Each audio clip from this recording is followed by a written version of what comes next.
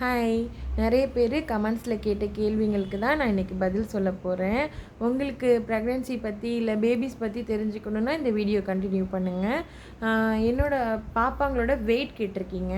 குட்டி பாப்பாங்களோட வெயிட்டு பிறந்தப்போ குட்டி பாப்பா வந்து பிறக்கிறப்போ 3 கேஜி இருந்தா. குட்டு பாப்பா. லட்டு வந்து 2.8 கேஜி இருந்தாங்க. அப்புறம் போக போக 2 பேரும் ரிவர்ஸ் ஆகிட்டாங்க. கொஞ்சம் லட்டு கொஞ்சம் கூட ஆகிடுச்சி, குட்டி பாப்பா கொஞ்சம் கம்மியாகிடுச்சி. பட் அது நார்மல் தான். லட்டு வந்து என்ன மாதிரி, குட்டி பாப்பா வந்து எங்கள் அக்கா மாதிரி. எனக்கு ஒரு அக்கா இருந்தாங்க, அவங்கள மாதிரி. அவங்க வந்து சின்ன பிள்ளையில ஒல்லியாக இருப்பாங்களாம், நான் வந்து சின்ன பிள்ளையில குண்டாக இருப்பேனா, அதனால் லட்டு அப்படி இருக்கா. அதுக்கப்புறமா வந்து ப்ரெக்னென்சி டைமில் என்ன சாப்பிட்ருந்தீங்கன்னு கேட்டிருந்தீங்க. நான் வந்து ப்ரெக்னென்சி டைமில் எல்லாமே தான் சாப்பிட்டேன், எதுவுமே ஸ்கிப் பண்ணவே இல்லை. நான் ஆட் ஆன் தான் பண்ணிக்கிட்டேன். ஒரு நாள் விட்டு ஒரு நாள் கண்டிப்பாக கீரை சாப்பிடுவேன். அப்புறமா பழம், பொமிக்ரனேட் வந்து எப்போவுமே பொமிக்ரனேட் சாப்பிடுவேன். அதுக்கப்புறமா வந்து கொய்யாப்பழம் சாப்பிடுவேன். கான்ஸ்டிபேஷனுக்கு கொய்யாப்பழம் சாப்பிட்டா ரொம்ப நல்லது. நமக்கு ஒரு செகண்ட் ட்ரைமாஸ்டர்லாம் கான்ஸ்டிபேஷன் வர ஆரம்பிச்சிரும். ஏற்கனவே நமக்கு நிறைய பெயின்ஸ் இருக்கும், அதுலேயும் நம்ம கான்ஸ்டிபேஷன் வந்ததுன்னா ரொம்ப பெயின் இருக்கும். அதனால் கான்ஸ்டிபேஷன் வராமல் இருக்கணும்னா நீங்கள் கண்டிப்பாக கீரை சாப்பிட்ணும், பழங்கள் நிறைய சாப்பிட்ணும். அதுக்கப்புறம் வந்து ஃபைபர் கண்டென்ட் எதுலலாம் நிறைய இருக்கோ அதெல்லாம் நீங்கள் சாப்பிடுங்க, உடம்புக்கு ஒன்றும் செய்யாது. இந்த ஆரஞ்செல்லாம் சாப்பிட்டா சளி பிடிக்கலாம் சொல்லுவாங்க. நான் ஆரஞ்செலாம் நிறைய தான் சாப்பிட்டேன். அதுக்கப்புறமா வந்து என்ன வேணாலும் சாப்பிடுங்க, ஆனால் வந்து கொஞ்சம் லிமிட்டாக சாப்பிடுங்க. இதாகிடாமல் இருக்கணும்ல, வயிறுக்கு ஒத்துக்காமல் போயிடக்கூடாதுல்ல. அதனால் என்ன வேணாலும் சாப்பிட்லாம், லிமிட்டாக சாப்பிட்ணும். நான் அப்படி தான் செஞ்சேன். அதுக்கப்புறம் வந்து வாமிட்டிங் வராமல் இருக்கிறதுக்கு ஒரு ஐடியா சொல்லியிருந்தேன் ஷார்ட்ஸில், அதை நீங்கள் பார்த்துருப்பீங்களான்னு தெரியல. நீங்கள் வந்து பசிக்கிறதுக்கு முன்னாடியிலே சாப்பிட்டுடணும். ஏன்னா பசிச்சின்னு வச்சுக்கோங்களேன், வயிற்றில் வந்து ஆசிட் செக்ரீஷன் ஆகிடும். அந்த ஆசிட்க்கு மேலேயே நம்ம ஃபுட்டை போடுறப்போ மறுபடியும் நமக்கு வாமிட்டிங் வந்துக்கிட்டே இருக்கும். அதனால் நீங்கள் என்ன பண்ணுங்கள், பசிக்கிறதுக்கு முன்னாடியிலே நீங்கள் சாப்பிட்ருங்க. அதாவது ஒரு 5:30 6 நீங்கள் ஏதாவது ஒன்று சாப்பிட்ருங்க. இட்லி, இடியாப்பம், நைட்டுக்கு ஏதாவது செஞ்சு வச்சுருப்போம்ல, நைட்டுக்கு என்ன டிஃபன் பண்ணுறோமோ அதில் ஒரு கொஞ்சோன்னு உங்களுக்கு எடுத்து வச்சுக்கோங்க. அதை எடுத்து வச்சுட்டு நீங்கள் சாப்பிட்ருங்க. நான் என்ன பண்ணுவேன்னா 6 சாப்பிட்றதுக்காக எடுத்து வச்சுருப்பேன். ஆனால் வந்து எனக்கு 3 பசிக்கும், 4 பசிக்கும். அந்த டைமில் அதை எடுத்து சாப்பிட்ருவேன். மேபி நம்ம அந்த டைமில் எடுத்து சாப்பிட்டாலும் காலையில் கொஞ்சம் தூங்கலாம். அதனால் நீங்கள் தூக்கத்தை பார்க்காம பசிக்க விடாமல் சாப்பிட்டுட்டிங்கன்னா உங்களுக்கு வாமிட்டிங் வராது. நீங்கள் இதை ட்ரை பண்ணி பாருங்கள், கண்டிப்பாக ஒர்க் அவுட் ஆகும். எனக்கு ஒர்க் அவுட் ஆச்சு.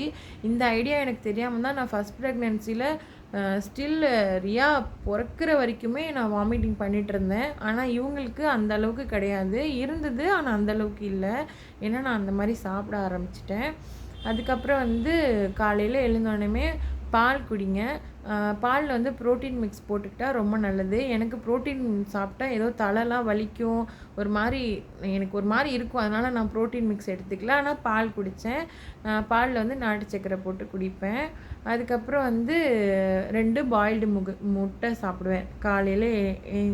பால், பாயில்டு முட்டை சாப்பிட்டுட்டு ரியாவை ஸ்கூலுக்கு அனுப்பின உடனேயுமே, ரியாவுக்கு 8 மணிக்கு ஸ்கூலாக, அப்போது பால் குடிச்சிட்டு கொஞ்சம் நேரம் கழித்து 2 முட்டை சாப்பிடுவேன். சாப்பிட்டதுக்கப்புறம் ஒரு 9:30க்கு மறுபடியும் பிரேக்ஃபாஸ்ட் சாப்பிடுவேன்.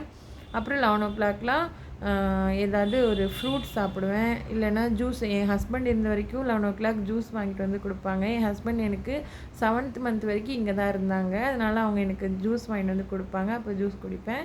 அதுக்கப்புறமாலாம் எனக்கு ஜூஸ் கிடைக்கல, பழம் இருந்தது, அதனால் பழம் நானே சாப்பிட்டுப்பேன். அதுக்கப்புறமா வந்து லன்ச் வந்து கண்டிப்பாக ஒரு கீரை சாப்பிடுங்க, இல்லை சுண்டல் சாப்பிடுங்க. நிறைய சாப்பிடாதீங்க, நிறைய சாப்பிட்டா வயிறு வலிக்கும். கொஞ்சம் கொஞ்சமாக ஸ்பிட் பண்ணி சாப்பிட்டுக்கணும். ஒரு 5 டைம்ஸ் கூட நம்ம சாப்பிட்லாம், ஒன்றும் பிரச்சனை கிடையாது. ஈவினிங்கில் இப்போ மதியானம் கொஞ்சமாக சாப்பிட்டுட்டு ஈவினிங்கில் ஒரு தடவை சாப்பிட்லாம், அந்த மாதிரி சாப்பிடுங்க.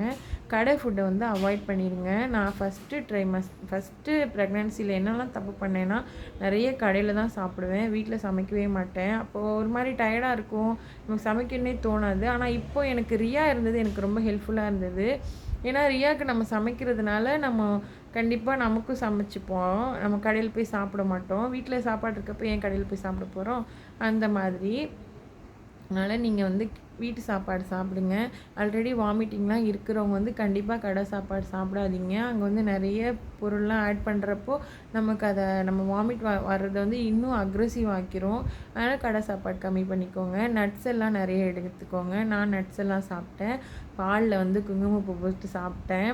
அது ஒயிட் ஆகும் அப்படிலாம் நினச்சி சாப்பிடல. ஏன்னா நான் ரியாவுக்கு போட்டு சாப்பிட்டேன். ரியா ஒன்றும் அவ்வளோ ஒயிட்டாக பொறக்கல. அதனால் எனக்கு அது மேலே நம்பிக்கை இல்லை. ஆனால் குங்குமப்பூ சாப்பிட்டா நம்மளோட யூட்ரஸில் இருக்கிற சூடெல்லாம் குறையுமா. அதனால் நான் குங்குமம் போட்டு குடித்தேன். அதுக்கப்புறமா வந்து வேறு என்ன சாப்பிட்டேன்? ஆமாங்க, இவ்வளோ தான். வேறு ஒன்றும் ஸ்பெஷலாலாம் ஒன்றும் இல்லை. நார்மலாக நம்ம என்ன ஹெல்த்தி ஃபுட்டு அப்படின்னு சொல்லுவாங்கள்ல, அது எல்லாமே நான் சாப்பிட்டுக்கிட்டேன். நீங்களும் அதை ட்ரை பண்ணி பாருங்கள். அதுக்கப்புறமா வந்து கமெண்ட்டில் என்ன சொல்லியிருந்தீங்க? சர்விக்கல் ஸ்டிச்சஸ் பற்றி நிறைய பேர் கேட்டிருந்தீங்க. சர்விக்கல் ஸ்டிச்சஸ் வந்து எனக்கு நான் ட்வின் ப்ரெக்னென்சின்னு சொன்னோன்னே அந்த மேடம் சொன்னாங்க, நம்ம ஒரு 5th மந்தில் ஒரு ஸ்டிச்சஸ் போடுற மாதிரி இருக்குண்டா, நம்ம போட்டுக்கலாம் அப்படின்னு சொன்னாங்க. அப்புறம் வந்து 5th மந்த் ஸ்கேனில் அனாமலி ஸ்கேன் எடுப்பாங்கள்ல, அந்த ஸ்கேனில் வந்து எனக்கு சர்விக்கல் லென்த்து நார்மலாக இருந்தது. ஓகே அப்படிங்கிற மாதிரி. அதனால் எனக்கு சர்விக்கல் ஸ்டிச்சஸ் வேணான்னு சொல்லிட்டாங்க. ஆனால் அதுக்கு பதிலாக கவனமாக இருக்க சொன்னாங்க. கவனமாக இருக்கிறதுனா இந்த நார்மல் டெலிவரி ஆகிறதுக்கு எக்ஸசைஸ் பண்ணுறது, நடக்கிறது இதெல்லாம் கிடையாது. நார்மலாக நம்ம வீட்டில் இருக்கிற ஆக்டிவிட்டி பண்ணிக்கலாம். ஆனால் வந்து எக்ஸ்ட்ரா உள்ள எக்ஸசைஸு அந்த ஆக்டிவிட்டிலாம் பண்ண வேண்டாம்னு சொல்லிட்டாங்க. நான் பண்ணலை. நீங்கள் வந்து டாக்டர் சொல்கிறத முக்கியமாக கேட்கணும். வேறு யார் சொல்கிறதையும் கேட்காதீங்க. இதுதான் நான் உங்களுக்கு சொல்கிற ரொம்ப பெரிய அட்வைஸு. என்ன வந்து என் ரிலேட்டிவ்ஸே வந்து, நீ வாக்கிங் போ, அப்போ தான் நார்மல் டெலிவரி ஆகும், நீ வந்து ஏன் இப்படி உட்காந்துட்டே இருக்க, அவங்கள வந்து வாக்கிங் போக சொல்லுங்கள், ஏன் இப்படி பண்ணுறாங்க அப்படிலாம். நமக்கு என்ன நடக்குது நமக்கு தான் தெரியும், நம்ம டாக்டருக்கு தான் தெரியும். ஏன்டா எனக்கு ஃபஸ்ட்டு வந்து LSCS பண்ணியிருக்காங்க, அப்போ செகண்ட் எப்படி எனக்கு நார்மல் டெலிவரி பண்ணுவாங்க, அதுவும் ட்வின் பேபியை ரிஸ்க் யாராவது எடுப்பாங்களா? இதெல்லாம் தெரியாமல் அவங்க இஷ்டத்துக்கு ஏதாவது கமெண்ட் சொல்லுவாங்க. நீங்கள் எதையுமே காதில் வாங்கிக்காதீங்க. உங்கள் டாக்டர் உங்களுக்கு என்ன சொல்கிறாங்களோ அதை நீங்கள் கேளுங்க. மற்ற யார் பேச்சையும் நீங்கள் கேட்கவே கேட்காதீங்க. அதுக்கப்புறமா உங்களுக்கு முடியும்ல, நமக்கே தெரியும்ல, இந்த வேலை நம்மளால் செய்ய முடியுது, இந்த வேலை செய்கிறப்போ நமக்கு ஸ்ட்ரெயின் ஆகலை அப்படிங்கிற இடத்துல நீங்கள் அந்த வேலையை செய்யுங்க. எனக்கு வந்து சர்விக்கல் ஸ்டிச்சஸ் போடவே இல்லை. அதுக்கு பதிலாக நான் கொஞ்சம் கேர்ஃபுல்லாக இருந்தேன். லட்டு என் மடியில் இருக்கா, அதனால தான் வந்து அடிக்கொருக்க ஷேக் ஆகிட்டே இருக்குது. அதுக்கப்புறம் வந்து வேறு என்ன கொஷின் கேட்டிருந்தீங்கன்னா, குட்டீஸ் வந்து NICUவில் இருந்தாங்களா அப்படி கேட்குறீங்க. ஆமாம், குட்டீஸ் வந்து NICUவில் இருந்தாங்க. குட்டி பாப்பா வந்து பிறந்து அடுத்த நாள் NICU போயிட்டாங்க. ஏன்னா அவங்களுக்கு ஜாண்டிஸ் இருந்தது. 20 பாயிண்ட் இருந்தது. லட்டுக்கு வந்து 11 பாயிண்ட் இருந்தது. 12 வரைக்குமே இட்ஸ் ஓகே, நம்ம வந்து இங்கேயே ஃபோட்டோ தெரப்பியில் வச்சுக்கலாம் அப்படின்னு சொன்னாங்க. ஆனால் வந்து குட்டி பாப்பாவுக்கு குறையவே இல்லை. 20 இருந்தது, 21 ஆகிடுச்சி. அதனால் வந்து நானும் லட்டும் ஒரு ஹாஸ்பிட்டல் இருந்தோம். குட்டி பாப்பா வந்து வேறு மேத்தா ஹாஸ்பிட்டல் இருக்குல்ல, அங்கே கூட்டிகிட்டு போயிட்டாங்க. அதுக்கப்புறமா அதுக்கப்புறம் அவர் ஒரு 2 டேஸ் கழித்து கம்மியாகிட்டு வந்தா, ஒரு 14 அந்த மாதிரி ஆகிட்டு திருப்பி ஹாஸ்பிட்டலுக்கு கூட்டிகிட்டு வந்துட்டாங்க. வந்ததுக்கப்புறம் நாங்களும் டிஸ்சார்ஜ் ஆகி வந்துட்டோம்.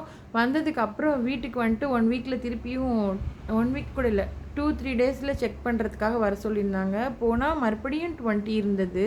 அப்போ எடுத்த ஃபோட்டோஸ் எல்லாம் நான் ஆட் பண்ணுறேன். அதில் வந்து குட்டி பாப்பா ரொம்ப எல்லோவாக இருப்பாள். அம்மாவாக நமக்கு அதை ஒத்துக்க முடியாது. அதெல்லாம் இல்லை, நார்மல் தான். ஏன்னா மறுபடியும் நம்மகிட்டருந்து இப்போ எல்லோவாக இருக்குதுன்னு நம்ம ஒத்துக்கிட்டோம்னா மறுபடியும் நம்மக்கிட்டேருந்து பிரித்து தூக்கிட்டு போயிடுவாங்கல்ல. அப்படின்னு இல்லையே, நார்மலாக தானே இருக்குது அப்படி சொல்லுவோம். எங்கள் நாத்தனார் சொல்லுவாள், பாப்பா ரொம்ப எல்லோவாக இருக்குது பானு, நம்ம வந்து பார்க்கணும் அப்படி சொல்லுவாள். நான் வந்து இல்லை பிரியா, நார்மலாக தான் இருக்குது அப்படி சொல்லுவேன். அது நமக்கு அம்மாவாக நமக்கு இப்படி தான் தோணும், நார்மலாக தான் இருக்காங்க அப்படின்னு. நம்ம வந்து டாக்டர் வந்து வர சொல்லியிருந்தாங்கள்ல, அப்போ மறுபடியும் போனப்போ மறுபடியும் ரொம்ப ஜாஸ்தியாக இருந்தது. மறுபடியும் 2 பேரையுமே NICUவில் வச்சோம். ஏன்னா லட்டுக்கும் கொஞ்சம் அதிகமாக ஆயிடுச்சு வீட்டுக்கு வந்ததுக்கப்புறமா. அப்புறம் 1 வீக் ஃபுல்லாக NICUவில் வச்சுருந்தாங்க. குட்டி பாப்பாவுக்கு வந்து ஏதோ பிளட்டெல்லாம் ஃபுல்லாக பாடியில் இருக்கிற பிளட்டெல்லாம் ஃபுல்லாக இது பண்ணிட்டு மறுபடியும் நம்ம வந்து பிளட்டு இது பண்ணணும். அது ஒரு பெரிய ப்ராசஸ் மாதிரி சொன்னாங்க. அது எனக்கு புரியல. நான் உங்களுக்கும் சொல்லி புரிய வைக்க முடியாது. எனக்கே புரியல, அப்புறம் எப்படி உங்களுக்கு புரிய வைக்கிறது இல்லையா? நான் அந்த மாதிரி சொல்லிட்டாங்க. அப்புறம் எல்லாம் கடவுளுக்கு புண்ணியத்தில் வந்து நமக்கு எதுவும் தப்பாக நடக்கலை. 1 வீக்கு ஹாஸ்பிட்டலில் இருந்தோம். அது வந்து ஒரு நரகமான ஒரு விஷயம். ரியாவுக்கு வீட்டில் வந்து மம்ஸ் வந்துருந்துச்சு. குட்டி பாப்பாவுக்கு உடம்பு சரியில்லை. எனக்கு எல்எஸ்சிஎஸ் பண்ணியிருக்காங்க. நான் அதோடையே ஹாஸ்பிட்டலில் நான் எல்லா இடத்துக்கும் நடந்து போகிறது வர்றது அந்த மாதிரி இருந்தது. காலெல்லாம் இவ்வளோ பெருசாக வீங்கிடுச்சு. அந்த மாதிரி இருந்தது. அது ஒரு நரக வேதனை. ஆனால் வந்து நீங்கள் ஸ்ட்ராங்காக இருங்க. பாப்பாங்க என்ஐசி போகிறது நார்மல் தான். அங்கே நிறைய பாப்பாங்க இருப்பாங்க. இப்போயே நிறைய பேர் இதை என்ஐசியில் பாப்பா வச்சுட்டு கூட பார்த்துட்ருப்பீங்க. நீங்கள் வந்து ரொம்ப ஸ்ட்ராங்காக இருங்க. டாக்டர்ஸை நம்புங்க. அவங்க நம்ம பாப்பாங்களை காப்பாற்றி கொடுத்துருவாங்க. கடவுளை நம்புங்க. அதுக்கப்புறம் நிறைய ப்ரேயர் பண்ணுங்கள். பாப்பாங்க என்ஐசியில் இருந்தாங்களா, ஒரு 1 வீக் இருந்துட்டு வீட்டுக்கு கூட்டிகிட்டு வந்துட்டோம். அதுக்கப்புறம் அவங்க நார்மல் ஆகிட்டாங்க. Still they are very okay. அதுக்கப்புறம் வந்து ஃபுட்டு நான் பாப்பாங்களுக்கு என்ன கொடுக்குறேன்னு கேட்டிருக்கீங்க. நான் அதை டெய்லியே நான் ஷார்ட்ஸில் வந்து ஆட் பண்ணிக்கிட்டே தான் இருக்கேன். நீங்கள் அதை பாருங்கள். அப்போது உங்களுக்கு அது தெரியும். நார்மல் தாங்க. பேபி ஃபுட்ஸ்னால் மதியானம் பருப்பு சாப்பாடில் வந்து ஏதாவது ஒரு காய் ஆட் பண்ணிப்பேன். அப்புறம் வந்து காலையிலேக்கு வந்து சத்து மாவு அரைக்க போகிறேன். இப்போ வந்து அவங்களுக்கு 9th மந்த் ஆகிடுச்சி. இந்த மந்த்லேருந்து நம்ம கொஞ்சம் சத்து மாவுலாம் கொடுக்கலாம், ஒன்றும் பண்ணாது. அதனால் சத்து மாவு அரைக்க போகிறேன். இதுக்கு முன்னாடி வந்து கேழ்வரகு கஞ்சி அந்த மாதிரி கொடுத்துட்ருந்தேன்.